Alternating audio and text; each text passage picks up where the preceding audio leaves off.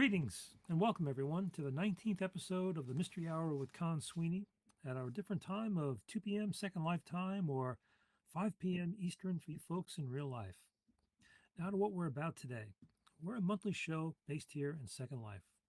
We broadcast live from here on Facebook and YouTube every third Monday of the month at 12 p.m. Second Life time.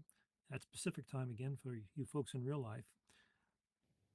So we meet with mystery authors and others from the publishing world to talk about books and the issues facing them today from a social and technological change. And there's certainly been a lot of that lately. I'd like to thank Draxter Dupre, host of Second Life Book Club and the Drax Files Radio Hour, both broadcast from Second Life, for his sponsorship and the use of the Book Club Island when we first got started. I'd also like to thank Strawberry Linden and Brett Linden for their help in setting this show up. And finally, my eternal thanks to Becky Hansen and Isabel Charon for all their technical assistance in making this happen. Without you, it wouldn't have been possible. Now, our regular viewers may notice that we're no longer on the Book Club Island. The reason being that there's a lot going on over there these days, and setting up for our show is becoming a bit of an effort. So we decided to set up our own studio, and here we are. Let's get started. Allow me to introduce today's guest, Tracy Clark, a contributing writer to the recently published anthology Midnight Hour, featuring short stories short mystery stories from members of the Crime Writers of Color, and the author of the Cassandra Rhymes Mystery Series. Tracy is also a Sue Grafton Memorial Award winner for her book, Runner. And last but not least, like every other member of the Mystery Hour team, Tracy is a hardcore Whovian. Which doctor do you think she looks like? You don't have to be one to get on this show, but it doesn't hurt. Welcome, Tracy. How's it feel to be in the world? It seems wonderful, especially as I'm dressed like Doctor Who, my favorite doctor. So I'm ready to go. Good. That's good. Well, welcome to the metaverse. Thanks to our friend Mark Zuckerberg. We're now kind of like a popular place to be. Whereas when we first got started, people would say, "Second Life, is that still a thing?" So let's get down to business. Tracy, could you tell us a little bit about yourself, your journey as a writer, what motivated you to write, and what life has been like for you during the pandemic? Well, I sort of like to describe myself as sort of an overnight success that took more than 30 years to sort of get here. I was one of those weird kids who always wrote little stories. I think from the moment that I started reading for myself and got out of that sort of bedtime story phase, and I sort of realized that these books that I enjoyed so much didn't just sort of pop out of the cabbage patch, that somebody actually sat down at a desk or something and actually wrote this from their imagination. That's all I wanted to do. So as a little kid, I'm sort of thinking that I'm going to be a writer. I feel like a writer even as a little kid, because I love stories and I want to create them of my own. It took several decades, throwing paper away and balling it up and tossing it and learning what a story really is, before I actually sort of started writing halfway decently. But that was a long journey, sort of teaching myself to write, taking whatever writing class I could find in high school, college, grad school, the whole bit. If there was a writing class there, I took it. And then you get to a sort of point where that's just your foundation. You have to sort of take that and then just sort of leap, and then sort of figure it out on your own. So you've got that information in there. You've got that sort of information and knowledge, advice, or whatever, tips on craft and whatever, and then you have to do it. So that took several decades, as I said, from the little kid to maybe about 3, 4 years ago. So it's just takes time. You have to, it's like priming a pump, isn't it? You have to sort of learn what you don't know and get better at what you do know, until you get to a point where you can actually give readers a wonderful experience, or you hope to. That's very interesting. Yeah, well, I've been noticing with many of our guests on the show that they all say they started writing as very young children, writing those first stories, and then very similar path to your own. They would keep writing, taking writing classes, but they never gave up. There's a certain stick-to-itness, I think, in being a writer, that people just there's something about it that attracts them and keeps them going. I think that's the important component, that sort of stick to itiveness. You have to be really determined about it because writing is not easy. And the writing profession is not easy. Publishing is not easy. It's most of the time you look at it, it's sort of like trying to sort of grab a brass ring or something, and it's moving really fast, and you have to sort of grab it when you can. There's no rhyme or reason to it. Talented writers out there all the time who don't get published. There are writers who are just starting out who get published right away. So there's nothing that's routine about it. And you really have to believe that what you're doing, what you're writing, the story you're telling, is important enough to sort of stick with. And I think that determination, that stubbornness, that pigheadedness, that ability to sort of not give up is just as important as knowing craft information or knowing how to create a story. Yes, that's so true. I sit on the board of directors of the New York chapter of Mystery Writers of America, and I've met some marvelous writers through that organization. But I've also met many marvelous writers who have yet to get published. Hmm. Uh, and I'm just, I feel so badly for them because I've read their works. They're very good. Hmm. For whatever reason, they can't get an agent. They can't get publishing. Yeah, yeah, The whole publishing industry, has been changing for years. But yeah. you really have to have a tough hide to be a writer. You do, you do.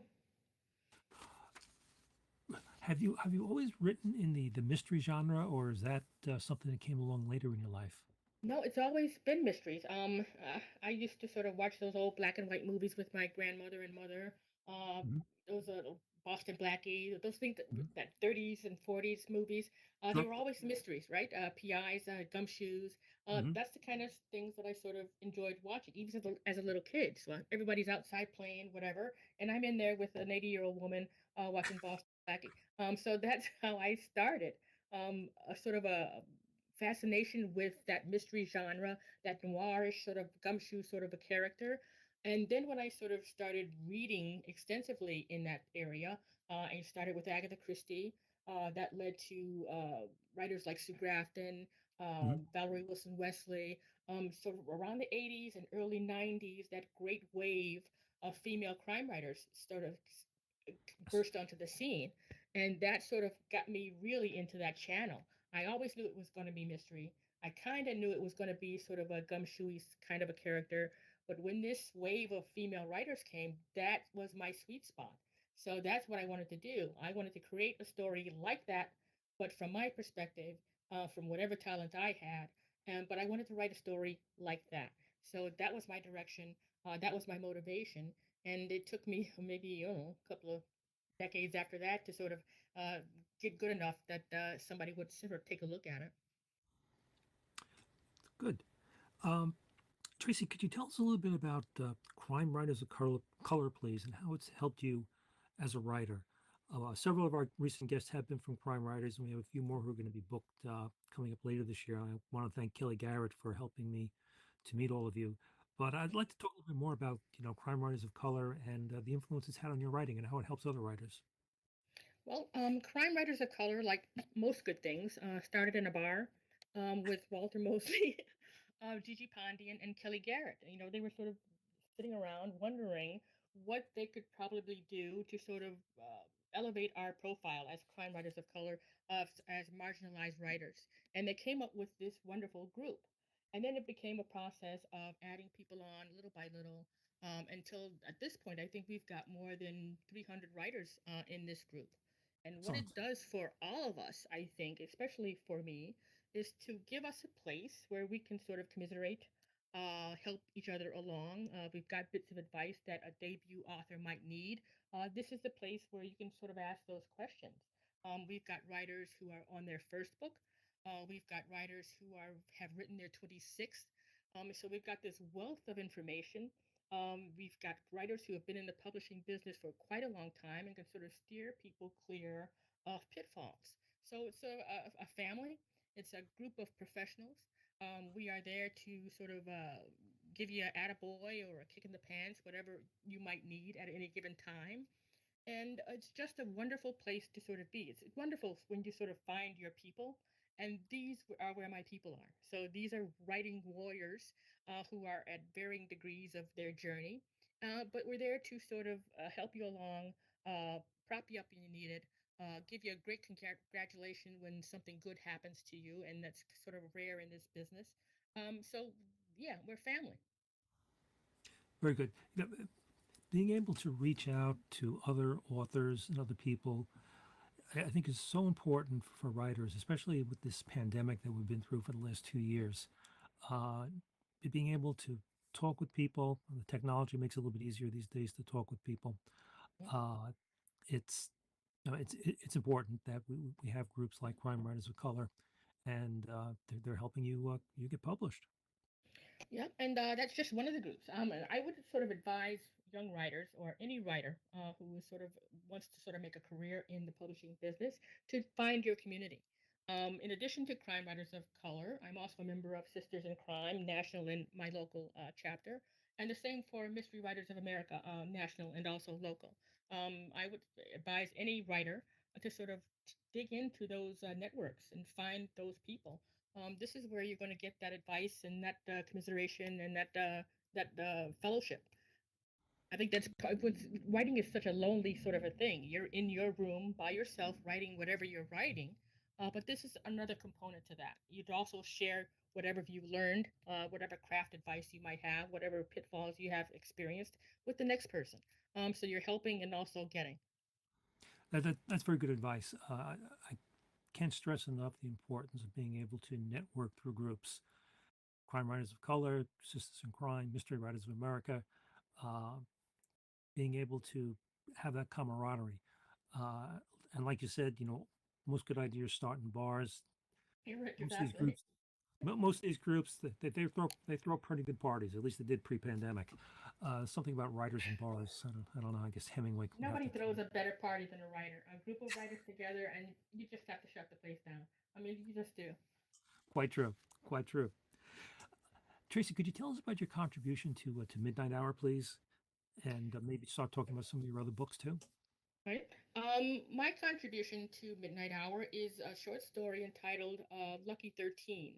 I was approached by Abby Vandiver, the editor of this anthology, to contribute a short story, which sort of panicked me first off because I had only written one short story before. So this was number two. I took the opportunity, but then I sort of panicked and said, well, how do you write a short story? And it took me quite a while to sort of come up with some kind of an idea of what it might be in less than 5,000 words, which is, I have no idea how I did it.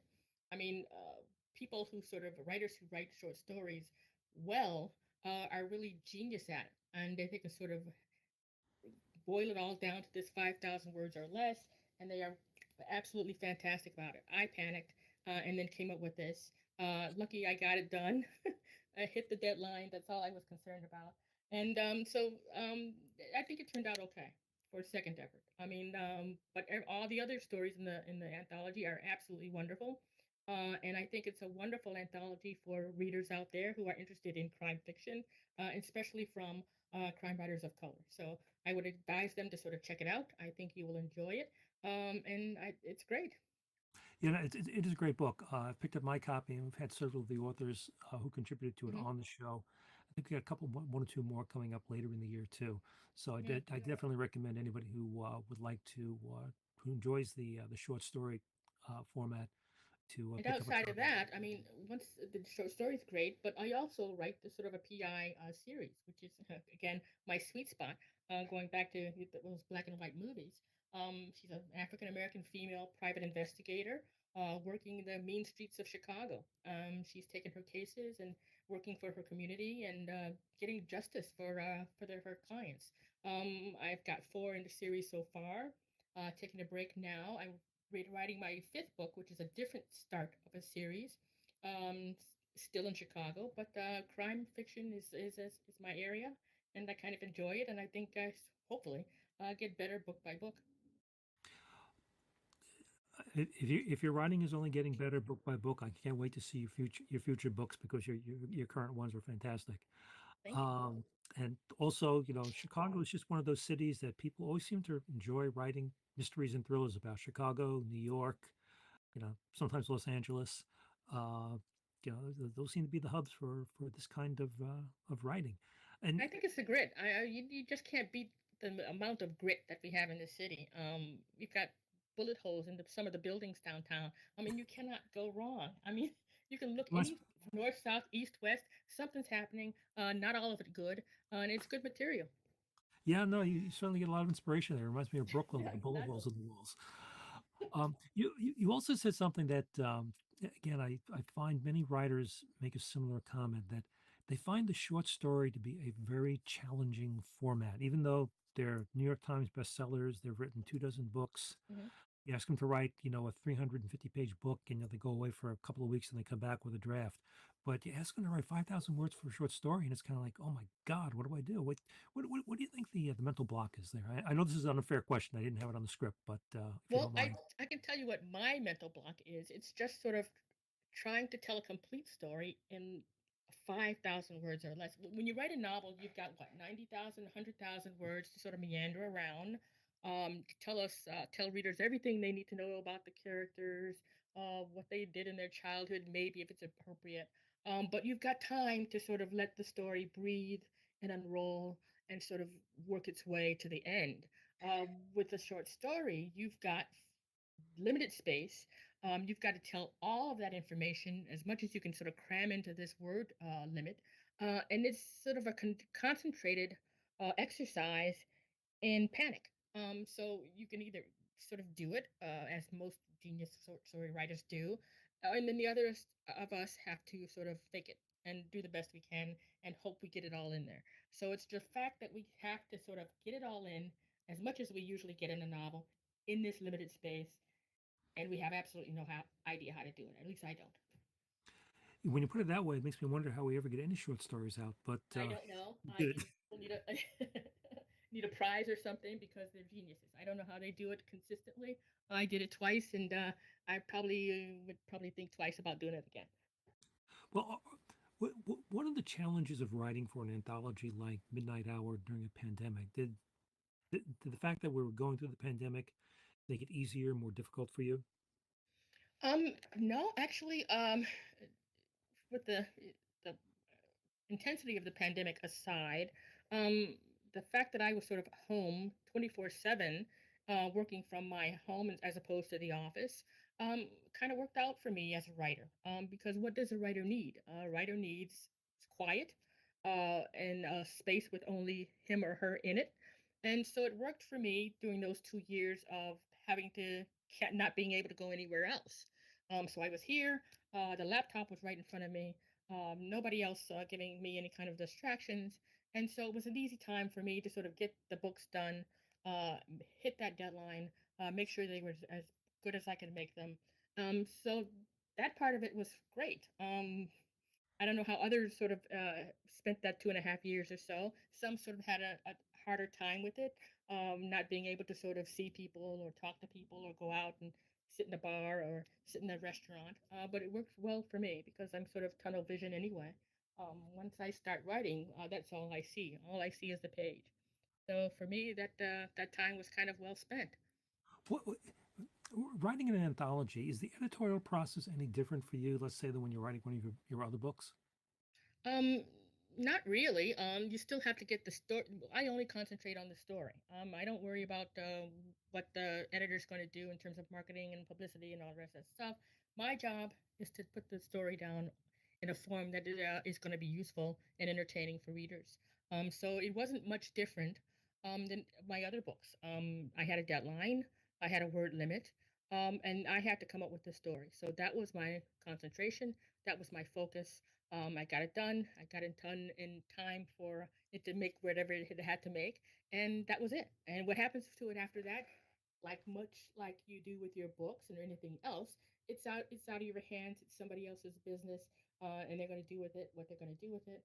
And then if it comes back to you in any kind of form that you have to do something else with it, then you deal with that. But I'm sort of concentrated on the words on the page, the content of the story, making sure that it's as good as I can make it, and then I move on to the next thing. Yeah, you sound like a very focused writer. Now, now that the Midnight Hour has been out for a while, Mhm. do you have any thoughts looking back on what that whole creative process was like? Did it put any limits on you as a writer? Um, how was it different if it was? The only difference was the word count. You approach, I think, stories much like you would approach your books. It's the same sort of process. You have characters and a setting and pacing and dialogue and all of that stuff to sort of work out. The only thing is that you've got to be very focused about what you're saying, what you want the story to be about, what the story is about, and whether or not you bring your characters to the front. um, I had 5,000 words to make all of that stuff happen. That was a challenge for me. But it's not any different than a 90,000 or $100,000, word novel. It's the same process. I just have more time to sort of work it out. I'm still having to deal with characters and setting and dialogue and pacing and all those wonderful craft elements that every book should have. And it's just a different sort of thought process. It's limiting it, making every word count, as opposed to taking the long road around the mulberry bush or something. You have to have sort of make it condensed. Kind of a weird way of doing it. Would would you write short stories regularly, or is it just this one time for you? Well, I've done it twice already. If somebody asked me, I might venture and do it again.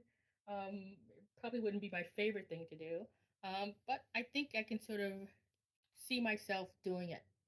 Not on a regular basis because again, I panic. But I think I could probably get it done.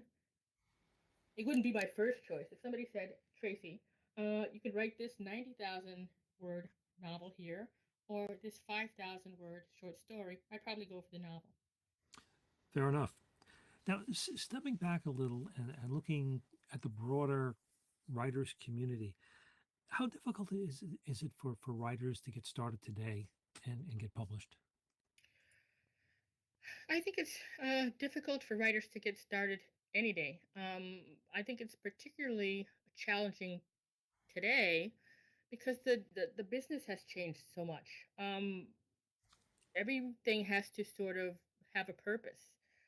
They're looking at it as a business, these big publishing houses, whether or not they can sell this book, market this book, get readers enticed to read and buy this book.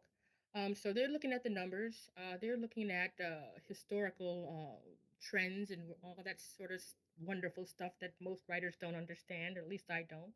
Um, so you have to really be good at what you're doing. All you can sort of concentrate on, I think, as the writer, is writing a good story. Now, what happens to it after you've written it is somebody else's uh, deal, somebody else's job. Your job is to write the story that you want to write in the best form that you can possibly put it in, and then see what happens to it.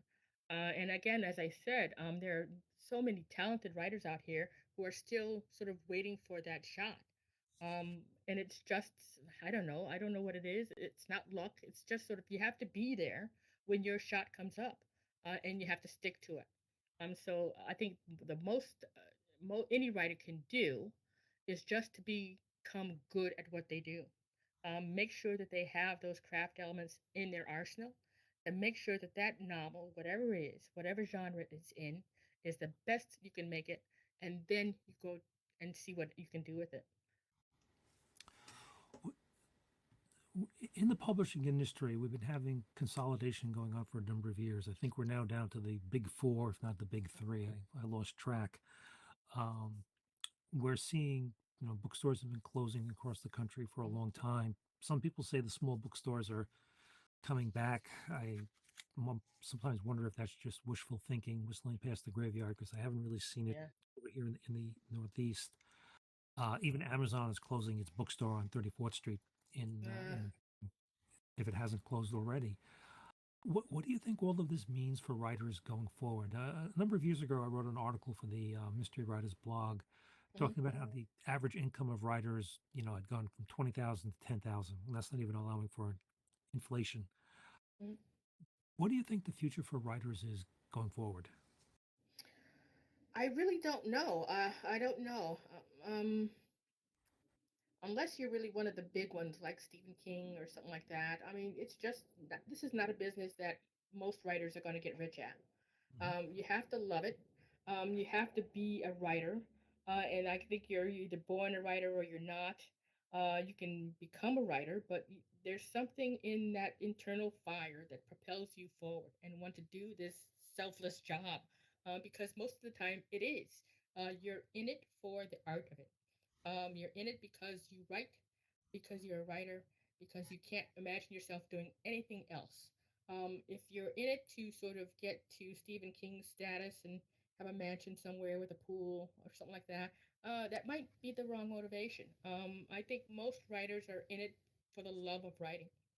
The business part of it, it's just sort of weird.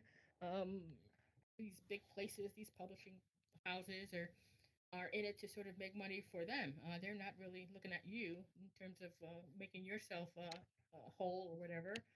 You have to be in it for the love of it. Um, yep. Did you Sorry. want to say something? I was just going to say, you made another interesting observation there. You mentioned Stephen King, and the writers at his level, Stephen King, James Patterson, Hmm. Sue Grafton when she was alive, J.K. Rowling, different Hmm. genre. They all got their start prior to some of the changes that we're talking about right now. You Hmm. know, Amazon, was just an idea in Jeff Bezos' head. There were still a lot of publishing companies out there, publishers. There was still a lot of agents out there. Bookstores were in Manhattan. It seemed like there was one on every corner. Hmm. And that's when they got their start. And when I look at writers who are getting started today, the popular writers, I don't see, and I may be wrong here, but I can't really point my finger at any one or two to say that they've achieved the same status as some of these other ones who were maybe the last hurrah of the golden age of publishing Hmm. and writing. That maybe we're not going to see these mega stars again. There won't be another Stephen King. I mean, there'll be good books written, but right now, Stephen King, I read recently, every one of his books is still in print, which Hmm. is how many he's written. That's quite an achievement for how long. Uh, I'm wondering if we're going to see the rise of the individual writer who does several books, maybe doesn't achieve the fame of his or her predecessors, but we'll certainly have books. We're just not going to have those big personalities like Stephen King or J.K. Rowling or Walter Mosley. And I think the biggest difference too is that time. Those writers from before had time to sort of develop. Once they sort of had their first book published, and they had the time for the second and the third or whatever to sort of create their characters, have those characters grow, get better at whatever they were writing. You don't have that much time today. If you're signed for one or two books or three book deal or whatever, those books, those sales have to hit a mark. And if they don't, they move on to the next thing. So you don't have time to sort of meander your way to proficiency. If that first book is good, the second book is solid, third book is okay. If it doesn't hit that mark and they can't make their money back, they're looking for the next big thing. So I think that's the difference. You don't have that time to sort of grow and develop and get better and become more concentrated and focused on what you're doing. It's a business. It turns over really quickly. They're on to the next thing. The next writer comes in. They do what they need to do for that, and it hits that mark or it doesn't, and then they move on to the next thing. So I think that's the biggest difference that I see. I don't know how a Sue Grafton would sort of fit today.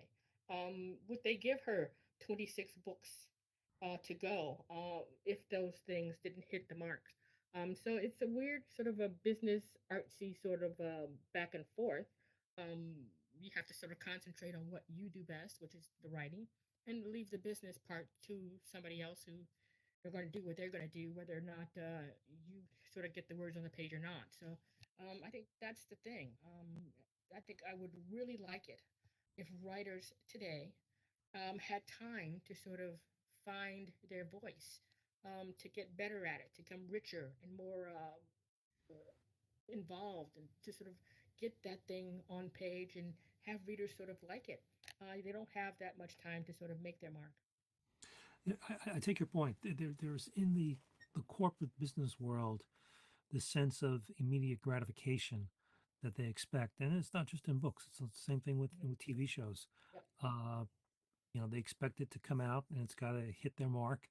And if it doesn't hit their mark, it used to be, you'd get at least one season, but Hmm. nowadays you can see a TV show getting pulled off the air to maybe Right. two or three Exactly. episodes Yep. if it really Hmm. does Yep. pretty poorly. I remember a number of years ago reading an article, um, the American television show Bonanza, which was seemed to be on TV like forever. When it first came out, the first couple of seasons, it didn't do very well, and people, but they gave it, to your point, they gave it time to grow, let the audience find it, and it became one of the most successful American westerns of all time. But nowadays, you don't get that, 2 3 No. years. Let's see what Yep. how it works. That's true. That's true. And I think both writers are developing writers. I mean, even the big ones started out someplace. Stephen King wasn't Stephen King when he first started out. You have to grow and learn and become better at it. And sometimes that takes two or three books. But sometimes they don't have that luxury of that time. Do you have any advice for young writers who are starting out now? Well, I sort of pass along the advice that I was always given is to just keep writing. I think writers who stop writing because they become discouraged or querying forever and they're getting rejection letters on top of rejection letters.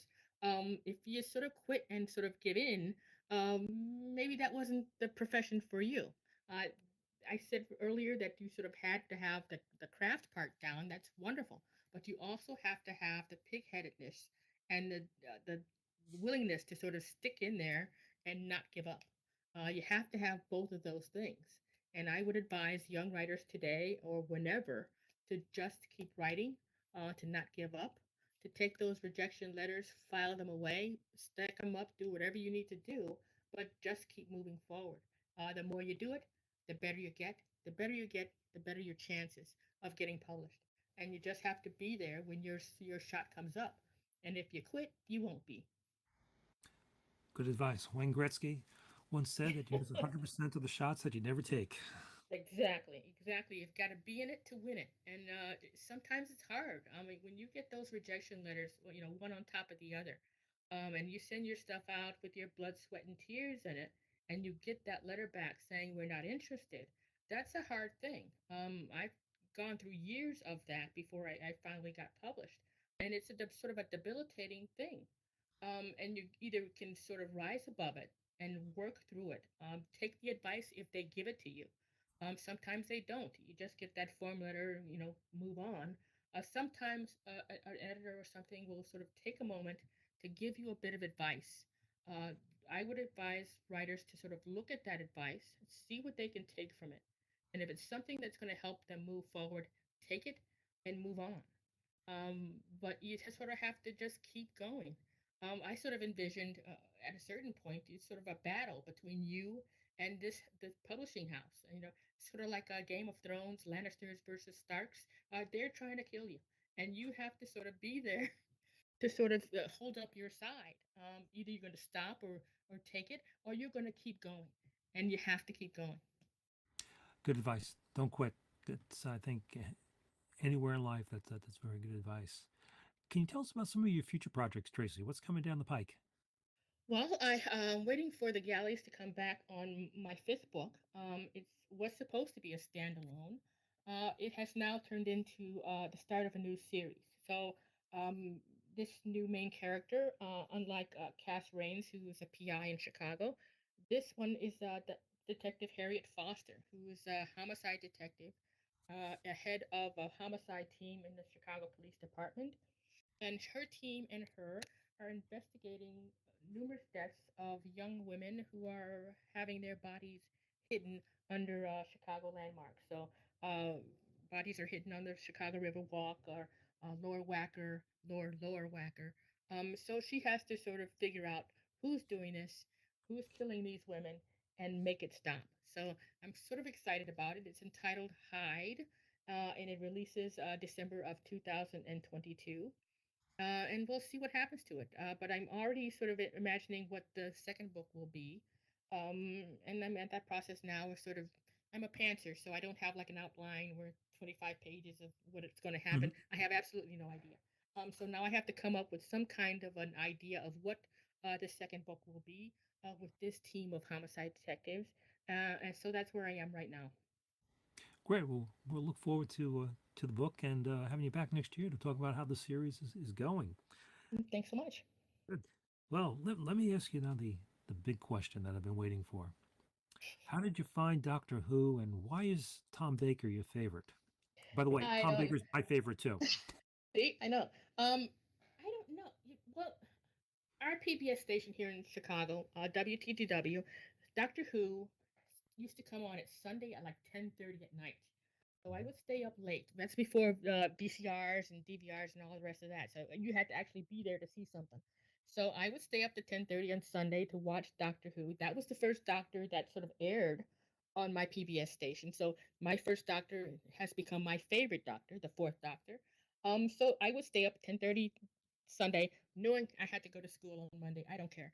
So that was my weekly routine. I loved it. I loved everything about it. It was kind of cheesy looking early Yeah, on some of there, them are. before the production value sort of came in, but it was great. I just loved it. So my chance now to sort of get dressed like Doctor Who and sit there with this outfit on is absolutely magnificent. I just can't imagine. It's just wonderful. Well, good. I'm glad. I'm gonna thank Becky. She did a great job with your outfit. She aced it. Yeah. I first became aware of Doctor Who. I used to live in England, and I knew it was part of the culture. It was all over the place, but I was never around when it was on TV. And this, like you said, it was before VCRs and things like Hmm. that. So if you weren't in the room, you didn't see it. Then I came back home to America, and I noticed that on our PBS station here, this is up in New York City, that Saturday night they would do Doctor Who. And what I also liked about it was, unlike, some of these the Doctor Who stories, for you folks out there who aren't familiar, they go on for maybe 13, 14, 15 episodes or something. What they Hmm. would do on PBS is they would do the whole thing. So you wouldn't have to go from like week to week wondering what happened. You could, if you stayed up late enough, you could see the whole story of, Doctor Who and invariably the Daleks or something. So Hmm. I just got hooked on it. And, I saw, you know, all the old doctors. And Tom Baker, there was just something, I don't know, maybe it was the costume, maybe just the I way he don't know what it portrayed. is. I don't know what it was either. He was just sort of weirdly quirky, and it was endearing. Yeah, It was just wonderful. he fit. He somehow he fit the bill. Like John Pertwee was good. The one before him, I had Yeah. nothing wrong with that. William Hartnell. Okay, the first Doctor, he introduced the whole thing, but he was, kind of. I mean, we're talking about a guy who served in World War One, so he was kind of like teetering towards the end there. Hmm. Uh, and some of the new doctors were pretty good. I think David Tennant did a great job. Matt Smith is very Hmm. good. Uh, I was really pleased when they had a female doctor finally. And by the way, you can tell a true Whovian because when they announced that it was going to be a female doctor, the true Whovians were not upset about that. They were upset when somebody said, "Oh, they may actually tell the doctor's real name." Exactly. Actually, we've been waiting for a female doctor for 40 freaking years. I At least I was. I say, well, if he can regenerate into all of these wonderful bodies, why can't one of those bodies be female? And well, so I'm waiting, I'm waiting, I'm waiting, I'm waiting, and then we finally got one with Jodie Whittaker. So I was very well pleased. yep, and I haven't seen any of the episodes yet, but I'm told Becky tells me that they've been done very well. So I look forward to seeing them. But yes, one of these days I'll probably have to do a panel with mystery writers who are Doctor Who fans, and the influence of Doctor Who on their lives. I don't think you'll have enough chairs. I mean, I think there are a lot of us out there. Well, Who was your favorite Doctor Who villain? Do you have one? um, probably my favorite one would be, look, the Daleks are really cool. The angels from the new Doctor, I think, are kind of cool. But there Yeah. was something about the Master that just was Mm. appealing to me. Those would probably be the Daleks be the top, the angels, and then the Master would be my top three. Who's yours? Angels would be my top. Those are some really scary individuals. Cybermen would probably be second. Just something about the mindless robots that sort of freak me out. So those would be my top two. Yeah, the Cybermen got better, I thought, with the new doctors. Hmm. Um, they they were to your earlier point, they were kind of cheesy in the original series, but there's something kind of Borg-like about them now that Yeah, really. yeah. And you're right about the angels. I remember the first time my wife and I saw it together. We were looking at it, and yeah, we we were scared. We were holding each other. I mean, they just the camera work and everything was just Yeah, brilliant. it's just frightening, frightening, They knew what wonderfully they were frightening. doing. Yeah. Mm. So let's just hope that Doctor Who's going to be around for a good more many years. Oh, my fingers are crossed. Yep. Well, same here. Okay. Well, Tracy, thank you very much for joining us here today. It was a great talk with you about your writing, your books. I wish you every success. Thank you. Certainly enjoyed meeting a fellow Whovian, especially looking at like Tom Baker. And I hope to have you back sometime in the future. We'll talk about your books. Thanks And so much. I'd just like to say to my audience, thank you. I'd like you to hopefully you'll join us next month for our 20th episode. We've got more writers lined up. Like I said, we've got several more coming from crime writers of color this year. Matter of fact, our next guest on April 18th is going to be Ray James. So please be here with us. Ah, And again, it's going to be at 3 o'clock Eastern time. So our live broadcast is going to be ending now. But I would just like to say please contact me at conpsweeney@Semitti.com if you have any suggestions for panelists, ideas for shows, or wish to participate yourself. I'm learning that putting on a show like this isn't easy. So if you'd like to volunteer to help out on our stage crew, please let me know. We'd be happy to have you. Thank you all for joining and see you again next month. Stay safe. Bye.